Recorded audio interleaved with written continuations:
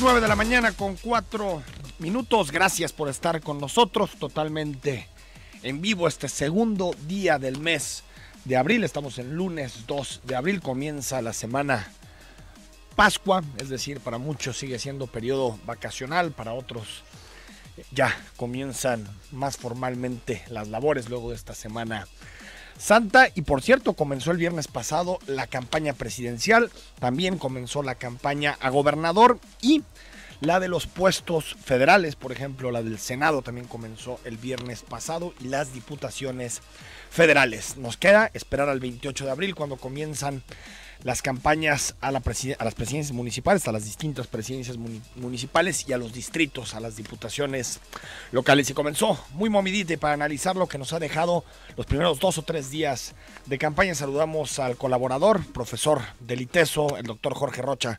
Jorge, ¿cómo estás? Hola, ¿cómo estás? Muy buenos días, Enrique. Buenos días a la gente que amablemente nos escucha. Oye, Jorge, si quieres comenzamos con el arranque de la elección presidencial. Tal vez el tema más interesante para los jaliscienses fue que Ricardo Anaya estuvo aquí en nuestras tierras el día de ayer, en particular en los Altos de Jalisco, y habló del tema del zapotillo, y la cita exacta es: si el agua está en Jalisco, si la presa se va a construir en Jalisco, lo primero que tenemos que hacer es garantizar agua para Jalisco. ¿Cómo ves este tema que también ya le acarrió a Ricardo Anaya algunas críticas en Guanajuato? Sí, fíjate que algo que me parece muy importante es que el primer tema que se está colocando, por lo menos en el estado de Jalisco, es el asunto del agua. El agua. Ya, de hecho, en un programa pasado, la semana anterior, estuvimos platicando al respecto de este asunto y bueno, y también hay que tener el marco de que precisamente la Conagua también ya estaba aceptando de que la presa del Zapotillo se iba a quedar solo a 80 metros, sí, por todo el tema, digamos, legal que se había estado, o que habían estado haciendo pobladores y demás. No, a mí lo que me parece más relevante, más allá de esta crítica, porque evidentemente es un tema que se les va a hacer bolas el engrudo entre el estado de Guanajuato y Jalisco, asumiendo que además, ojo, en los dos estados hay elección de gobernador. Sí, decir, más al PAN, que son sus estados fuertes, ¿no? Exactamente, sí. Los dos se supone que son estados que son bastiones. Para Anaya, sobre todo, ¿no? Sí, más Guanajuato que Jalisco, sí, por supuesto. Sí, claro. Pero aquí lo interesante es ver cuáles son las posturas que van tomando los distintos candidatos presidenciales sobre ese tema, que evidentemente es un asunto que tiene que ver con la federación, pero que también está relacionado con las gobernaturas. Va a ser un tema, yo creo que muy complicado para la campaña, tanto para los candidatos presidenciales como los de gobernador, pero me parece que está bien para los ciudadanos, porque quizá por fin vamos a tener ahora sí la discusión de soluciones reales a este problema tan fuerte que tenemos, y un asunto que ojalá no se politice además, y de donde obviamente tanto las opiniones técnicas como las ponderaciones sociales en realidad empiecen a entablar un verdadero diálogo para ver cuál es lo que más nos conviene a todos. Es decir, yo creo que en este asunto es un tema tan grave que no podemos caer en la lógica de unos ganan y unos pierden. Creo que en este caso hay que ver que los Altos de Jalisco ganen, que Guadalajara gane y que obviamente también los pobladores de Guanajuato ganen, ¿no? Ahora, Jorge, yo creo que este debate ya está definido. La presa no va a ir más de 80 metros, como comentábamos, ya lo dijo Conagua, que por cierto le hizo a Conagua una pasada muy dura al gobernador, porque primero empujan al gobernador hace algunos veces, si te acuerdas, Jorge, a declarar que la presa iba a 105, y después Conagua, sin ni siquiera avisarle, llega y anuncia que va a 80 metros. Pero creo que el debate es del agua que surja de esos 80 metros del Zapotillo, ¿para dónde va? La propuesta de Enrique Alfaro era todo para Jalisco. La propuesta de Ricardo Anaya parece, por lo que dices también, que no haya agua para Guanajuato. Creo que ya ese es el debate de fondo, si va a haber o no abasto para León y su zona metropolitana, o si todo el agua que surja del Zapotillo será para Jalisco, ¿no? Sí, no, yo creo que ese va a ser el tema del debate. Y ojo, recordemos también todo el tema de los usos industriales y agrícolas. Exacto. Que hasta ahora no han estado colocados en el debate, pero me parece que es fundamental retomar ese tema, ¿no? Porque creo que obviamente en primer lugar tendría que estar el abasto de las personas, es decir, de las habitaciones, de las viviendas, de los habitantes de estas ciudades, de todas estas zonas del occidente del país, y en un segundo lugar tendríamos que empezar a discutir cómo se regula el uso del agua para la industria, y recordemos de todo este clúster automotriz que está colocado en el Bajío, y obviamente de todo el sector agrícola, que son los que luego más presionan, pero que en realidad tendrían que ser los que más, digamos, obligaciones deberían de tener con el tema del agua, ¿no? Y antes, Jorge, de pasar al resto de candidatos y las propuestas que hicieron este fin de semana, sí creo que el PAN tendría que hacer una seria autocrítica, Jorge, porque creo que quien se encargó de negociar estos criterios no favorables para Jalisco, quien se encargó de firmar convenios en donde se desplazaban pueblos enteros con tal de satisfacer la demanda de León, fueron precisamente los gobernadores del PAN, es decir, los últimos gobernadores que fueron los que acordaron esto, por su relación con el presidente Fox en su momento y todo lo que significaba Guanajuato para el panismo, pero creo que un dejo de autocrítica no estaría mal, ¿no? No, por supuesto, yo creo que es un tema que se les hizo bolas el engrudo desde hace por lo menos unos 6, 7 años, y claro que el PAN tendría que revisar sus políticas de desarrollo regional, porque de repente luego ese es el otro tema, que se piensa a los territorios como si no estuvieran inconexos del resto del país, y creo que precisamente en los temas ambientales estamos hablando de asuntos de agua, asuntos de playas, asuntos de bosques, asunto de minería, en todos esos temas, pues son lógicas mucho de territorios que traspasan o van más allá de las lógicas, digamos, de las divisiones políticas, y eso yo creo que hasta ahora la clase política de este país lo empieza a entender, ¿no? Sí.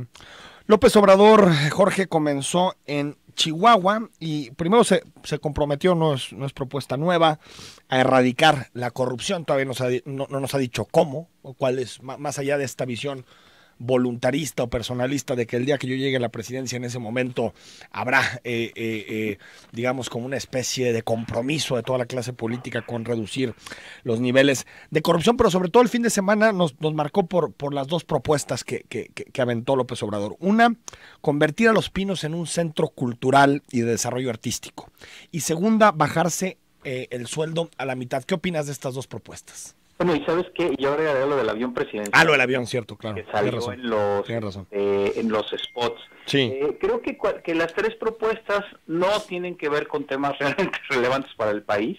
O sea, no son asuntos, digamos, nodales y que van a cambiar las cosas, pero lo que sí está haciendo López Obrador es reconocer que hay un agravio muy fuerte de parte de la clase política a la ciudadanía, y que me parece que estas tres propuestas, más allá de decir si una u otra realmente son asuntos correctos o no, pero me parece que a lo que está atacando López Obrador, o lo que trata de intentar, es desagraviar a la ciudadanía frente a los excesos de la clase política. Un montón de críticas que se ha hecho a la clase política, y me parece que los tres temas son centrales, ¿no? Este asunto de Los Pinos, que se ha criticado no solamente en México, sino también, por ejemplo, en el caso de Jalisco, Casa Jalisco, su uso, ¿no? Obviamente el tema de los sueldos, que también ha sido un asunto siempre presente, ¿no? Es como de esos temas recurrentes en las campañas electorales, y ahora el tema también del avión presidencial. Sí. La verdad es que no se va a resolver nada con eso, hay que decirlo con toda claridad,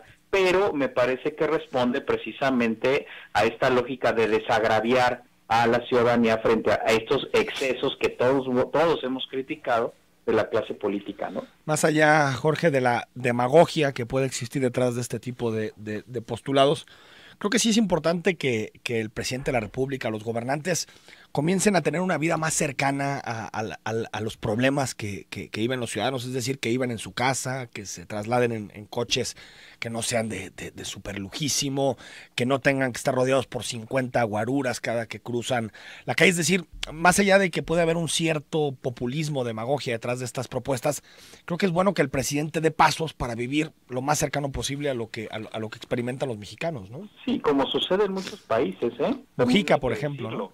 Exactamente, o el caso, recordemos, de Uruguay, por ejemplo, con Mujica. Con Mujica, sí. Cuando la clase política y sobre todo los gobernantes, tanto gobernadores como presidentes, se acercan a lo que vive en la cotidianidad de los ciudadanos, creo que eso luego a la larga tiene buenos saldos. Pues surge más, ¿no? Porque es que rompen la burbuja, es decir, si nos damos cuenta, este tipo de puestos siempre se crea una burbuja de colaboradores alrededor tanto del presidente como de los gobernadores para decirles todo lo que ellos quieren escuchar sobre su empeño. Y cuando esta clase de gobernantes se acercan a la vida cotidiana de las personas, la burbuja se rompe automáticamente y por lo menos no sé si sean sensibles automáticamente, porque no es un paso, digamos, automático, pero evidentemente sí tienen otro tipo de información que rompe esas burbujas que también tanto hemos criticado. Ahí hay un experimento interesante en Estados Unidos que le llaman el reto del salario mínimo, y son organizaciones que, digamos, desafían a los legisladores, a los diputados, a que vivan con un salario mínimo al mes. Y fíjate que vuelven a su vida pública con una gran voluntad para reformar y subir el salario mínimo, porque se dan cuenta pues que realmente vivir con un salario mínimo no ajusta. No, por supuesto. La experiencia es importante, ¿no? En la vida.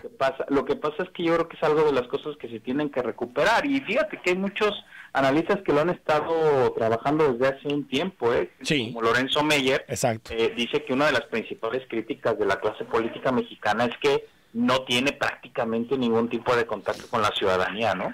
Dos temas más antes de despedirte, Jorge. El caso de José Antonio Meade, que inicia una campaña muy difícil, lo hizo en Mérida, un estado que gobierna el PRI.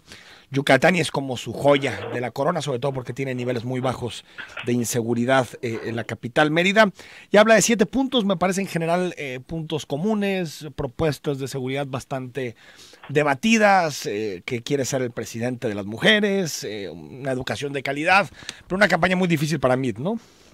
No, sin duda alguna, Meade sí empieza, vamos a decir, de acuerdo a prácticamente todas las encuestas, Meade arranca en un tercer lugar. Sí. Ahí, claro, las diferencias están, es que algunos dicen es un tercer lugar cercano a Anaya, otros dicen que es un tercer lugar ya muy cantado que no le da para remontar, pero sí, o sea, Meade se va a enfrentar con todo un antipriismo y además asumiendo también, y hay que decirlo, que ni el periodo de intercampañas ni el periodo de precampaña realmente le ayudó a este candidato a repuntar, No. Es decir, sí ganó en conocimiento, por supuesto, que era normal, pero la verdad es que Meade en estos meses, desde de diciembre para acá, la verdad es que no ha crecido nada, ¿no? Nada. Y esperar que estos 3 meses realmente lo pueda lograr, donde ahora sí hay una campaña donde los contrastes van a surgir con mayor fuerza. Me parece que sí, el candidato tiene una campaña, yo creo que quizá la más complicada que ha tenido el PRI a nivel federal en toda su historia,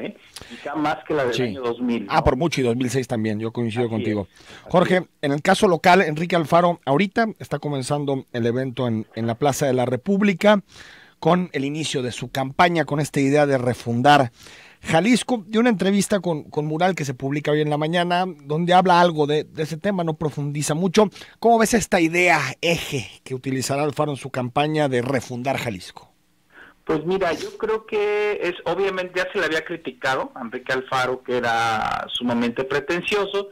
Sin embargo, me parece que el acierto que puede tener es que realmente haya temas, digamos, radicales y de raíz que se puedan plantear, ¿no? Cuando tú abres el debate a ese tipo, digamos, de procesos, pues lo que estás dispuesto es a que se discuta y se debata básicamente todo. Sí. Y creo que en Jalisco sí estamos para hacer o sí necesitamos ese tipo de debate. Habrá que ver si luego no se les van, como dicen, las cabras al monte y de repente el asunto se vuelve muy, muy complicado, pero me parece que en inicio, aunque vuelvo a repetir, se ha criticado fuertemente a Alfaro, que esta idea es un poco pretenciosa, me parece que si realmente logra colocar el debate de los temas sustantivos, creo que le puede generar una campaña, digamos, en términos generales positiva. Miguel Castro comenzó en la Plaza Fundadores de Guadalajara, presentó su programa, tuve posibilidad, Jorge, de revisarlo. Veo también pues muchos puntos comunes o ideas vagas sobre lo que quiere hacer Miguel Castro en caso de llegar a la gubernatura. Rescataré algunas. Seguro de maternidad, que realmente no sé si le toca al Estado, pero lo pone ahí como una propuesta. Hacer efectivo, esto me hace chistoso, hacer efectivo el derecho a la alimentación en todo el territorio nacional, cuando le tocaría más bien la gubernatura de Jalisco. Todo el Estado, claro. Crear la Fiscalía Estatal contra la Violencia de Género. En seguridad no veo grandes cambios. También como que Castro inicia medio desbalanceado la campaña, ¿no?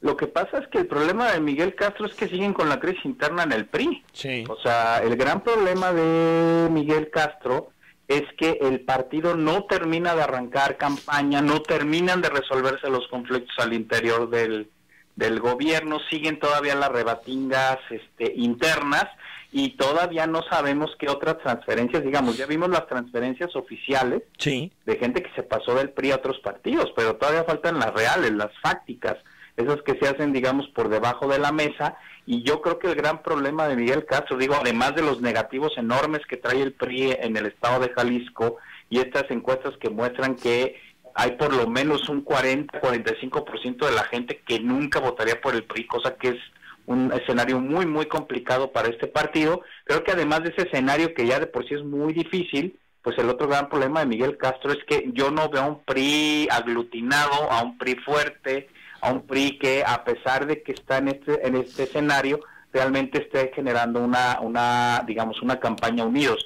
Yo creo que el principal problema en este momento para mí de Miguel Castro es que no ha logrado todavía aglutinar al partido en torno a su candidatura. Jorge, te veo el viernes, gracias. Nos vemos por ahí y buena semana. Buena semana, así comienzan algunas de las campañas. Nos faltó mencionar Miguel Ángel Martínez, que comenzó el sábado pasado en el sincretismo y las esculturas que inauguró Alfaro en Guadalajara. Dijo que las pondría a consulta, eso realmente le tocaría al presidente municipal. El que llegue, parece que el PAN hará una campaña más cargadita a la derecha, de acuerdo a las primeras declaraciones. Y Carlos Lomelí también comenzó, pero en el municipio de Poncitlán. Prometió primero no habitar Casa Jalisco, es decir, no vivir en la residencia oficial del gobernador del estado, y también prometió cerrar 6,700 empresas que contaminan el Lerma y el lago de Chapala. Ahí está el corte de los primeros días de campaña. Vamos a anuncios. Al regreso comenzamos nuestra entrevista esta mañana.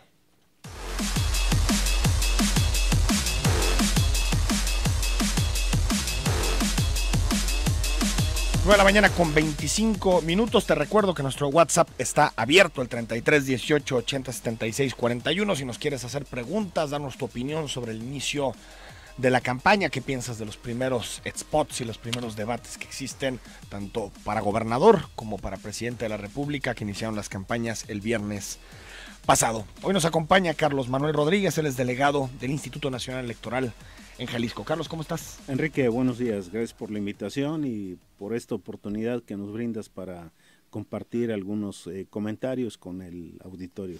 Si quieres, vamos comenzando de los temas que juzgo que son más importantes a los que tienen menos relevancia, Carlos. ¿Qué pasa con el asunto de la seguridad? Tengo entendido que han sufrido capacitadores electorales, han sufrido algunos asaltos aquí en Jalisco, en algunos distritos electorales en la zona metropolitana de Guadalajara. No sé cómo ven la seguridad en Jalisco de cara al proceso electoral. Bueno, déjame decirte que desde el punto de vista de la organización del proceso electoral no encontramos hasta el momento riesgos derivados de este contexto que, bueno, se vive en la entidad, en donde hay algunas zonas particularmente complejas en el aspecto de la inseguridad. Y sí, efectivamente hemos sufrido algunos incidentes, pero ¿qué han sido qué? Algunos asaltos ahí en algunas colonias populares, 6, 7 incidentes que hemos tenido, pero esto lo podemos asumir como una situación en cierto modo de relativa normalidad, entre comillas. Pero lo que yo te puedo decir es que no avisoramos en este momento focos rojos, es decir, circunstancias que puedan afectar el desarrollo del proceso electoral. Es decir, con esto no se tapa el sol con un dedo, ni se quiere negar que efectivamente hay zonas en las que se vive una situación de inseguridad, pero no está relacionada con el desarrollo del proceso electoral. Eso es lo que te quiero comentar. Te quiero decir que el pasado sábado un grupo de CAES anduvieron por ahí en algunas colonias de Tlaquepaque, en la segunda sección. Son zonas populares, no tuvimos ningún problema, pero sin embargo te quiero decir que estamos atentos. Y claro, mantenemos una relación y una comunicación fluida con los organismos de seguridad pública, particularmente de la zona metropolitana de Guadalajara, que es en donde hemos tenido estos no, con la fiscalía, con los órganos y con la fiscalía, y también con la fiscalía, también ya lo iniciamos. Ya tuvimos acercamiento con Guadalajara, con una gran disposición del señor presidente municipal, igualmente el presidente municipal de Zapopan. Sí. Igualmente estamos ya afinando algún contacto ahí en la Fiscalía General para el efecto en Tlaquepaque, darles cobertura a los compañeros, de tal manera que vamos trabajando sin incidentes de consideración. Claro, para esto tenemos que establecer algunas estrategias, trabajar en brigadas, es importante en determinadas áreas, y hasta el momento llevamos un avance interesante. Delegado, ¿qué pueden hacer los gobernantes, el gobernador, los presidentes municipales durante este periodo? ¿Pueden publicitar sus programas? ¿Pueden hacer campañas publicitarias? ¿Qué pueden hacer y qué no pueden hacer? Bueno, te quiero decir que esta etapa de campañas es una etapa en la cual se restringe la publicidad gubernamental, de tal manera que solamente la podrán llevar a cabo en rubros muy definidos o en aspectos que de alguna manera son aprobados específicamente por el Consejo General. Te puedo señalar dos: los relacionados con la protección civil en términos generales y los relacionados con la educación. Así, a grandes rubros, el 134 nos establece estos espacios en los cuales no está limitada. Pero por otra parte, también hay que señalarlo, que en este periodo de campaña no puede limitarse el ejercicio de gobierno o disminuirse el ejercicio de gobierno. Tiene que seguir trabajando en las distintas instancias, en los distintos niveles, pero siempre y cuando no se realicen acciones de difusión que tiendan precisamente a dimensionar o sobredimensionar la imagen de un gobierno o de una acción de gobierno, y esto con fines de carácter electoral. ¿Esto también en redes sociales? Sin embargo, ¿cómo? ¿En redes sociales también? Bueno, en redes sociales sí, lo que sí hay que decirlo, que las redes sociales es un espacio muy amplio en el cual pues todo mundo tiene cabida, y claro, aquí deberían de ser muy cuidadosos de la difusión de sus acciones de gobierno en las redes sociales, pues es decir, no podrán llevarlas a cabo ni con mucho, sobre todo en espacios pagados, ¿no? Por ejemplo, Facebook, pauta, como le dicen, ¿no? Etcétera, etcétera. Entonces, en ese sentido deben ser muy cuidadosos. Deben ser muy cuidadosos también en el ejercicio de los recursos, hacerlo de una manera totalmente imparcial, de forma tal que sean cuidadosos, que no se considere que estén metiendo las manos en un proceso electoral o que estén afectando la equidad de la contienda.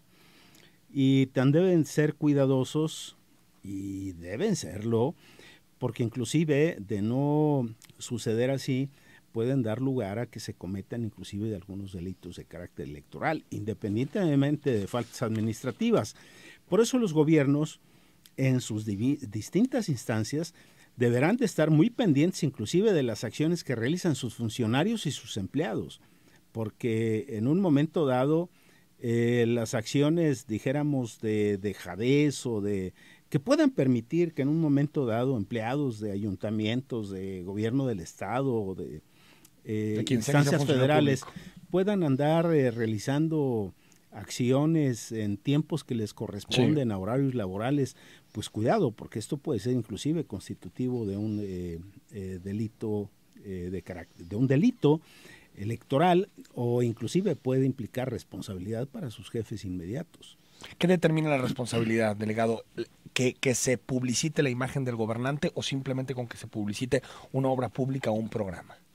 Bueno, en un momento dado, con la publicitación de acciones de gobierno, con eso podemos considerar que sería motivo como para que se iniciaran algunas quejas. En algunos otros aspectos, pues me parece que no lo es tanto, por ejemplo, en el ámbito de los espacios educativos, sí, ¿no? Entonces, las cuestiones de salud, sí, de tal manera que deben de estar muy atentos. Yo te quiero decir que ha habido sensibilidad particularmente en algunas instancias hemos tenido oportunidad de platicar con los delegados federales sobre lo que deben y no deben de hacer. Inclusive hasta con los permisos deben de ser muy cuidadosos. Por otra parte, lo hemos hecho con todos los funcionarios del Ayuntamiento de Guadalajara. Recibimos una invitación del presidente municipal, Juan Enrique Ibarra, en ese sentido, muy sensible con el tema, y bueno, pues nos dimos a la tarea de conversar sobre todos estos aspectos con el funcionariado del Ayuntamiento de Guadalajara. Vamos al corte, seguimos platicando con el delegado del INE.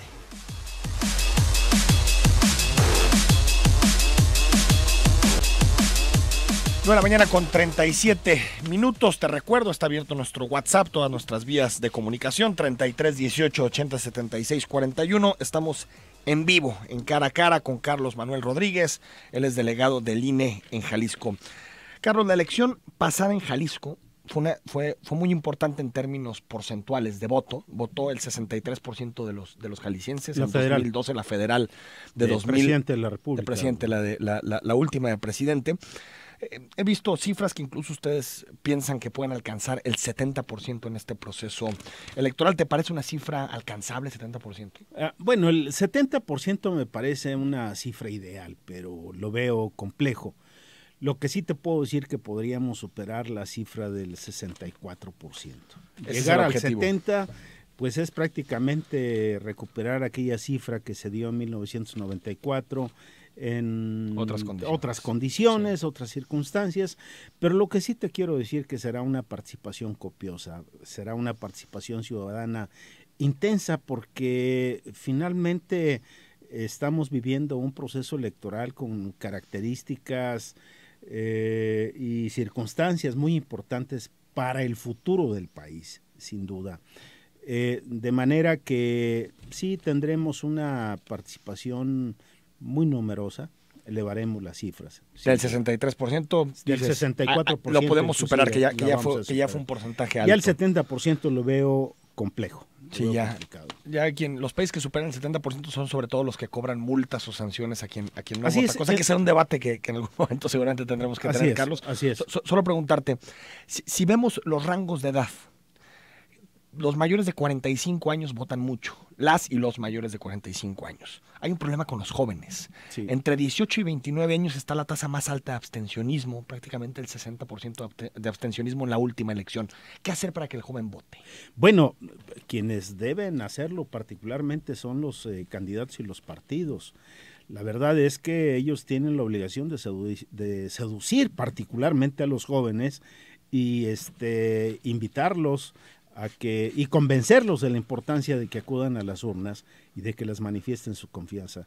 Este es uno de los principales problemas que deben de vencer, particularmente los actores. ¿El INE hace algo para que el joven acuda a las urnas? Por supuesto que el INE realiza campañas en este sentido, invitando a los jóvenes a participar.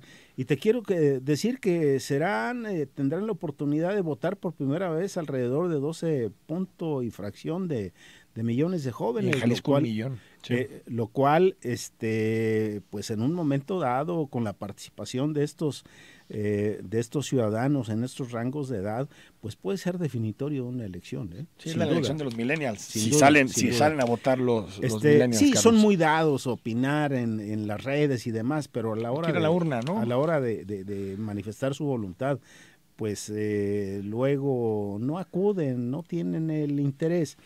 Y pues me parece que pues ahí está la gran responsabilidad que tienen los partidos políticos. Algo que es demostrable también, delegado, es que las campañas sucias o negras, como se suelen llamar, de tirarse lodo los unos a los otros, los candidatos, suelen desincentivar el voto. Sin duda. Históricamente. ¿Qué debe hacer el INE para evitar que esto sea una guerra de lodo por todos lados? Esto harta a la ciudadanía, lo cansa. Y además decíamos hace un momento, van a tener la oportunidad de difundir alrededor de 24 millones de impactos. De spots. Entonces, deben de ser cuidadosos en la difusión de sus spots, en la elaboración de sus spots, para el efecto de que no cansen tanto a la ciudadanía. Y es cierto, la ciudadanía rechaza estas campañas llenas de lodo, yo no le diría guerra de sucias, porque no estamos hablando de guerras, estamos hablando de contiendas. Se suele decir así, coincido. ¿Para qué introducirle elementos campañas de esta naturaleza? Negras. Campañas sucias, campañas negras, es válido. Campañas en las que se violenta la normatividad. Mira, el INE lo que tiene que hacer es cuidar que en las campañas particularmente no se incida, sobre todo en la calumnia, porque me parece que las campañas deben de ser intensas, me parece que las campañas deben ser contrastantes, claro. Y si tiene que señalarse que tal o cual personaje hizo tal o cual acción indebida, tiene que decirse, porque los ciudadanos deben de conocer a quiénes los van a representar. Sí, las buenas campañas generan buena información. Eso entonces, me queda claro, me parece que se puede dar una buena información sin necesidad de caer en el arrojarse el lodo. Y ahí la prensa tiene un papel fundamental. Sin duda. En ser filtro para saber qué temas son. A la ciudadanía, de alguna manera, el hecho de encontrar propuestas, el hecho de encontrar diagnósticos de país, me parece que además enriquece y estimula lo que en un momento dado decíamos todos, que haya un voto reflexivo, porque lo que está en juego, pues la verdad es algo muy importante, como es el futuro de nuestro país. 2 preguntas más, delegado, antes de despedirte. La primera es, ¿qué están haciendo diferente en materia de fiscalización para que en esta elección los partidos, los candidatos no rebasen los topes de campaña, no rebasen los gastos y no hagan trampa con el dinero? Bueno, lo que está haciendo el Instituto Nacional Electoral es mantenerse muy atento a las acciones que están realizando candidatos y partidos políticos y, por supuesto, hacer un seguimiento de los recursos que están aplicando a sus actividades. Yo te quiero decir que tenemos personal que está realizando una tarea callada, una tarea en ese sentido, pudiéramos decir, no tan visible, pero muy efectiva.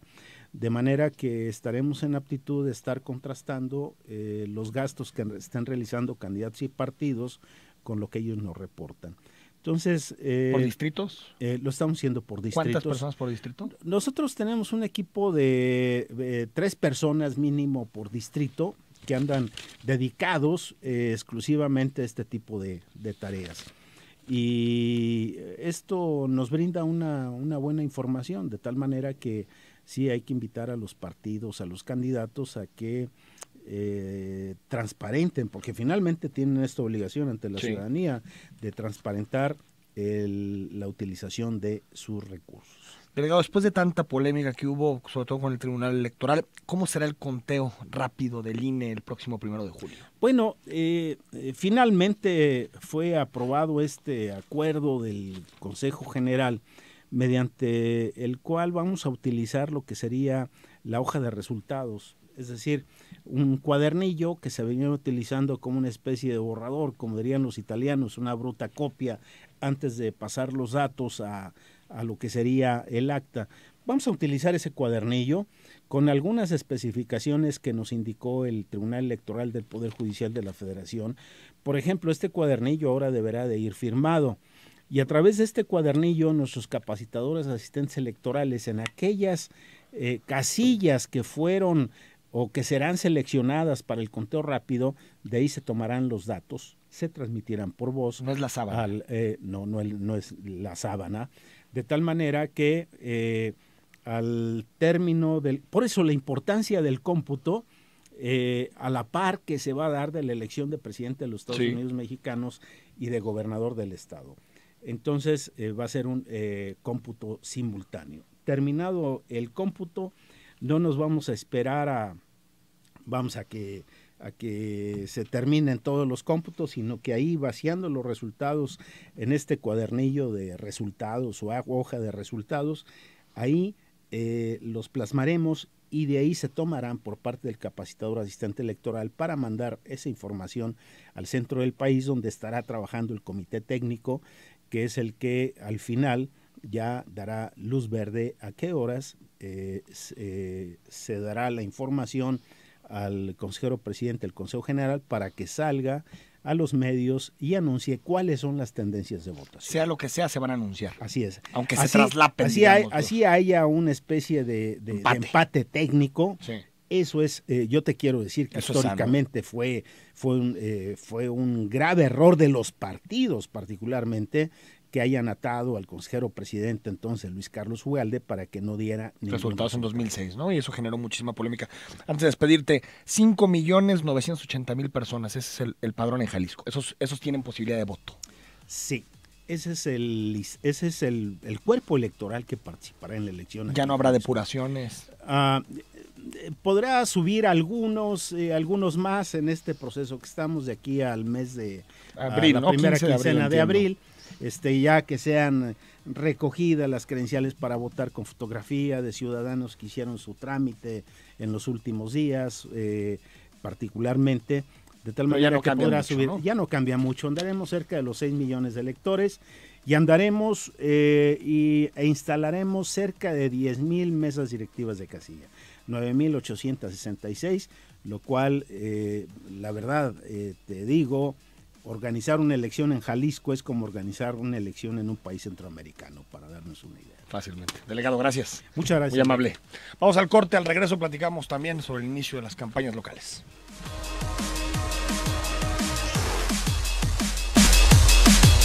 9 de la mañana con 51 minutos.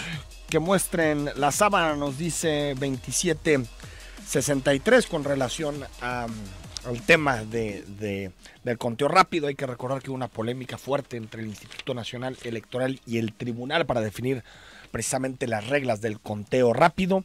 Hay que recordar que el conteo rápido no es una encuesta como tal, o no es una encuesta tradicional, sino que ya se hace sobre la base de los votos, es decir, se hace sobre la base ya de lo que los ciudadanos depositaron, por lo tanto tiene un margen de error mucho menor al que suelen tener la mayoría de las encuestas. Saludamos a Laura Manjarres, ella está en la Plaza de la República, hoy comienza Enrique Alfaro su campaña. Laura, ¿cómo estás? Hola, ¿qué tal? Muy buenos días, Enrique. Efectivamente nos encontramos en estos momentos en la Plaza de la República, ubicada sobre la Avenida México. Hay que mencionar que en estos momentos está hablando el candidato a la gubernatura de Jalisco, Enrique Alfaro, el candidato por Movimiento Ciudadano. Esto es parte de lo que nos está hablando.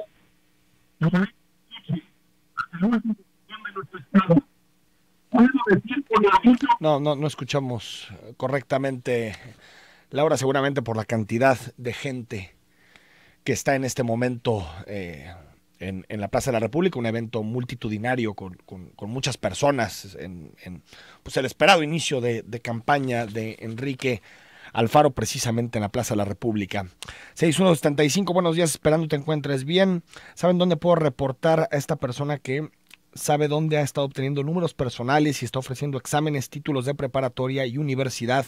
Dice que a muy buen costo y que todo de manera legal posible. Bueno, yo, Silvestre, te paso un contacto para que puedas hacer tu denuncia con mucho gusto. 7914, híjole, bueno, muchas gracias por el comentario. Luis Vallardo, hola, buenos días. Solo para reportar que no se escuchan las transmisiones vía TuneIn Radio. Ojalá quede solucionado pronto. Muchas gracias. Y en eso estamos precisamente, Luis, tratando de solucionar este tema. Víctor Mota, lo de Mid es un chiste. Le bajaron el perfil en este periodo para tratar de relanzarlo como candidato y se enfocaron en atacar al candidato que va arriba de ellos. Les funcionó con Anaya, con AMLO polarizó. Ahora lo quieren lanzar con una nueva estrategia que vincule los ataques del sistema con las virtudes de Mid. Por supuesto, la verdad es que la estrategia con Mid ha sido errática y ahí está el asunto que podemos ver en las encuestas, que Mid no termina de crecer, primero como un ciudadano, luego como un externo, un independiente, pero es difícil, sobre todo cuando la administración de Enrique Peña Nieto tiene tantos negativos. 6777 dice, buen día, demagogia o no, me parecen excelentes esas tres propuestas de AMLO, que las cumpla cabalmente. Gracias. Las tres propuestas que ya estábamos contrastando en su momento, la del avión presidencial, es decir, vender el avión presidencial que se adquirió desde la administración de Felipe Calderón y que se terminó de comprar en la gestión de Enrique Peña Nieto, y las otras dos propuestas que han sido reducir su salario a la mitad, es decir, ganar por ahí de los 115, 120 mil pesos como presidente de la República, Andrés Manuel López Obrador. Y el asunto de Los Pinos, que aquí en Jalisco hemos tenido de debate con Casa Jalisco, qué hacer con la residencia oficial. Algunos creen que el hecho de que el presidente viva en una residencia oficial, apartada de lo que sucede en el día a día, con una múltiple cantidad de personas que está para atender las necesidades del presidente y de su esposa y de su familia, terminan separando al presidente de la República de lo que se vive todos los días o de que todos los días viven los ciudadanos en materia de inseguridad, de carencia de espacios públicos y un larguísimo etcétera. Por lo tanto, y hay otros que creen que no, que el presidente tiene que tener una residencia oficial, debe de tener un lugar reservado donde haya seguridad, es el presidente de la República, no es cualquier persona. Es un debate abierto para ambos lados. Creo que más allá, como decía al principio, de demagogia, de populismo, de que alguien pueda creer que lo que quiere hacer López Obrador con esto simplemente es ganar votos, pues creo que es importante que el presidente se vuelva una persona más accesible, alguien que no esté rodeado por 50 guaruras cada que sale, sino que de alguna forma tenga mayor contacto con lo que viven los ciudadanos. Recuperamos la comunicación con Laura Manjarres, ella está en la Plaza de la República. A ver, Laura, si nos puedes un poquito platicar tú, ¿qué ha dicho Enrique Alfaro y si ha hecho alguna propuesta interesante en este inicio de campaña? Ahora, efectivamente, Enrique, pues nos encontramos aquí, ya lo mencionaba, en Plaza de la República sobre Avenida México, y bueno, pues alguna de las cosas que dice es que hay que romper con el viejo sistema, hay que trabajar en, pues, refundar Jalisco. Lo que dice es que conforme vaya pasando su campaña van a ir presentando algunos ejes en los cuales va a trabajar el candidato. Y bueno, lo que menciona es que hay que repensar y refundar el territorio, plantear una nueva relación entre los gobiernos municipales y estatales. También lo que dice es que hay que resurgir como líder regional. Otra de las cosas que he mencionado es que pues, se debe identificar lo que se ha hecho bien, pero también romper con el trabajo de lo que no sirve. Hay que romper con aquellas cosas que no sirven a los que pues, se ha argumentado y prácticamente pues dice también que pues, debe ser un proceso de evolución para el Estado de Jalisco. Son algunas de las palabras pues, que ha dicho el candidato a la gobernadora de Jalisco, Enrique Alfaro. Y bueno, hay que mencionar que hay varias personas, hay cierres viales en esta Avenida México de Chapultepec, de la Avenida Chapultepec y Avenida Américas. Es parte de lo que se vive aquí en Enrique. Gracias Laura, un abrazo. Buenos días. Laura Manjarres, que está en la Plaza de la República. Más adelante tendremos todo el reporte sobre este inicio de campaña de Enrique Alfaro. Hay que recordar que la principal propuesta que hace Enrique Alfaro en esta campaña es esta idea de refundar Jalisco, que puede sonar atractiva, puede sonar que interpela a un cambio profundo, como nos decía el doctor Jorge Rocha, de las estructuras de gobierno, de las relaciones entre los poderes, de la relación entre Jalisco y la Federación, cómo se reparte incluso el dinero público, porque en la entrevista con Mural lo menciona, dice que hay que mejorar incluso el asunto de la coordinación fiscal. Sin embargo, hasta el momento en esta propuesta no tenemos con claridad cómo se instrumentaría una propuesta de este tipo, si tiene que ver con hacer una nueva constitución, llamar a un nuevo constituyente, un acuerdo social, a través de qué características, de dónde surgiría esta refundación. Es decir, sigue siendo una idea que parece más un eslogan de campaña que algo que se pueda operar en la práctica. 5100 nos dice que mejor López Obrador se vaya a vivir a otro lado. Ramón 2. Buen día, 19.99 la gasolina premium, estación de servicio Tezistán y no dan cambio, redondean, pues sale en 20 pesos, bastante cara.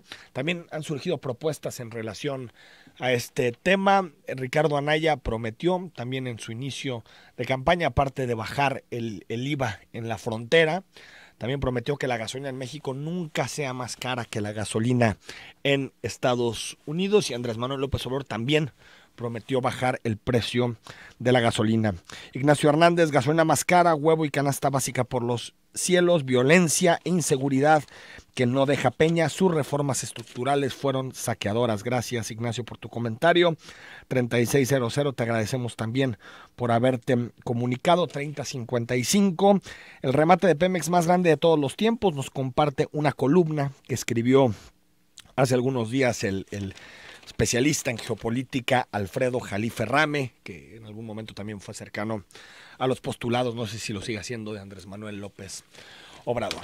Hasta aquí el programa de hoy, hasta aquí cara a cara. Mañana nos visita en esta cabina el fiscal general del Estado, o al menos eso nos han comentado, que el fiscal general del Estado mañana tiene posibilidad de venir a platicar con nosotros para hablar de inseguridad, los casos de desapariciones. Ahorita comienza este evento de Talent Land y hay manifestaciones también de algunos estudiantes pidiendo la aparición de los 3 jóvenes del CAF. Platicaremos de la agenda de seguridad, los distintos casos y por supuesto que seguiremos el termómetro de las campañas. Soy Enrique Tucen y hasta mañana a las 9.